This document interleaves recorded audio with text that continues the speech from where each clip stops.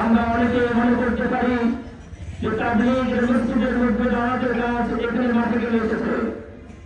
আমি স্মরণ করে দিতে চাই 2018 সালে এই সাতপন্থীরা যখন আক্রমণ করে টঙ্গীর মাঠে আমি অবস্থান করেছিলাম।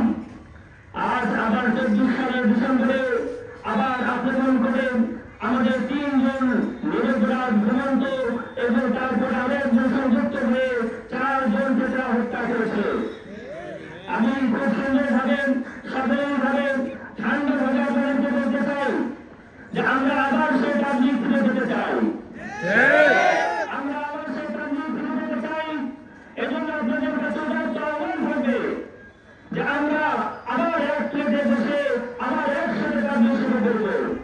এজন্য আপনাদের যা রয়েছে তাকে সংশোধন হয়ে তোমরা করে আবার আমাদের মাঝে ফিরে আসতে হবে।